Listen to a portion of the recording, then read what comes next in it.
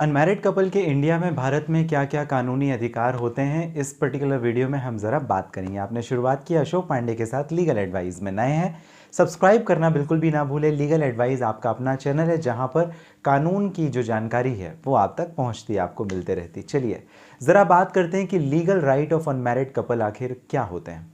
इससे पहले हमें ये समझना ज़रूरी है कि आखिर शादी के पहले इतनी आपत्ति और विपत्ति क्यों होती है। इस वजह से होती है क्योंकि एक तरीके से अनैतिक कार्य समझा जाता है अगर लड़का और लड़की शादी के पहले एक साथ रहते हैं, यानी लिव इन रिलेशनशिप में रहते हैं, एक साथ किसी होटल में जाते हैं, मिलते हैं या पार्क में पाए जाते हैं, तो एक तरीके से अनैतिक समझा जाता है समाज की नज़र में। लेकिन क्या कानून भी ऐसा ही समझता है? कानून ऐसा नहीं समझता। कानून का नज़रिया कुछ और है। कानून आपको कुछ अधिकार देता है। जो भी कपल्स हैं, गर्लफ्रेंड बॉयफ्रेंड के आप रिलेशन में हैं, बतौर अगर आपकी एज जो उम्र है 18 वर्ष से ऊपर है, तो भारत का संविधान आपको पावर देता है, ताकत देता है, और ये आपको सुनिश्चित करता है कि आप जैसे चाहें उस व्यवस्था में आपके हिसाब से रह सकते हैं। आर्टिकल 21 कॉन्स्टिट्यूशन ऑफ इंडिया, साथ ही आर्टिकल 19 और आर्टिकल 20 भारत का संविधान ये भी सुनिश्चित करता है। अब हमको ज़रा अधिकारों के बारे में बात करनी पड़ेगी कि क्या क्या राइट्स अवेलेबल हैं भारत के संविधान और कानून के द्वारा। सबसे पहले हमको ये समझना ज़रूरी है कि जिन्होंने शादी नहीं की, अगर वो साथ में साथ रहते हैं किसी घर में या कहीं और घूमने के लिए जाते किसी होटल में, तो भी उन्हें अनमैरिड कपल ही समझा जाएगा। कुछ लोग शादी करने से पहले साथ में रहते हैं। क्यों? क्योंकि उन्होंने एंगेजमेंट कर रखी है, लेकिन उसके बावजूद सामाजिक तौर पर या कानूनी तौर पर उन्होंने शादी नहीं की है, तो उन्हें भी अनमैरिड ही समझा जाएगा, अनमैरिड कपल की श्रेणी में ही समझा जाएगा। उनके भी क्या अधिकार हैं? सबसे पहला जो अधिकार है वो राइट टू ट्रेवल। आप कहीं घूमने फिरने के लिए जाते हैं, आप बेशक जा सकते हैं, आपको इस बात की स्वतंत्रता है, कोई किसी प्रकार से रोक टोक नहीं है। कानूनी नज़रिए से, सामाजिक नज़रिया कुछ और हो सकता है। दूसरी बात, लिव टुगेदर, ये आपका दूसरा अधिकार है, जिसे हम लोग लिव इन रिलेशनशिप भी कहते हैं। जी हाँ, काफ़ी लोगों ने लिव इन रिलेशनशिप के बारे में सुना होगा, और ये कॉन्सेप्ट 2018 के बाद और तेजी पकड़ लिया।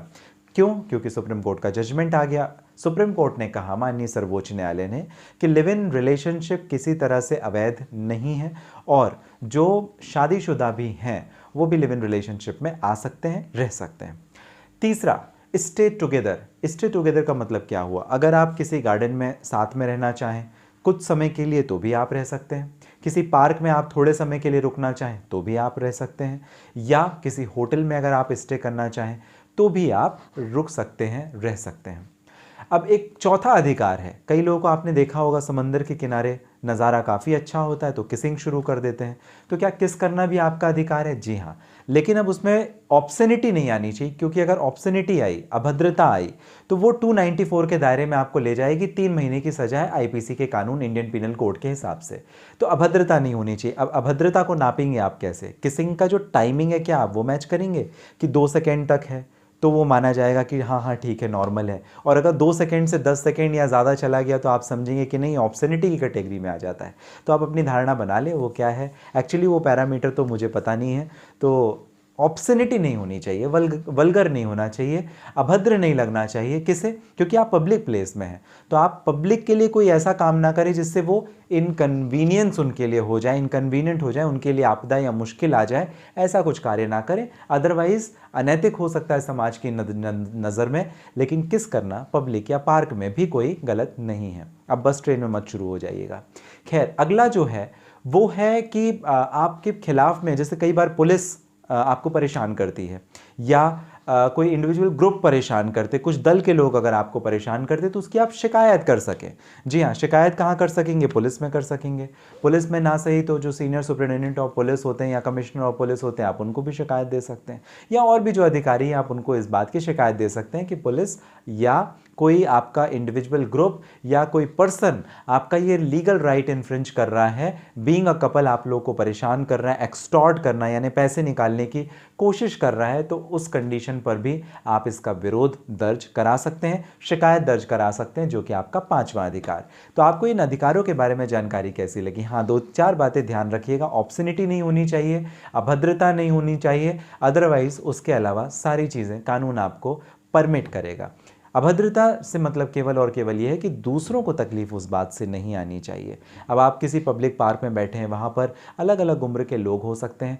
अब आपका ऐसा व्यवहार उनको अगर पसंद नहीं आता है, या अगर आपका जो आचरण है वो एक हद तक है और हद के बाहर, तो हर चीज़ गलत ही समझी जाती है, चाहे नैतिक तौर पर हो या कानूनी तौर पर। तो सुनिश्चित कीजिए कि धारा 294 आईपीसी के अंतर्गत आप धरे ना जाएं, नहीं तो आपको 3 महीने के लिए कारावास हो सकती है।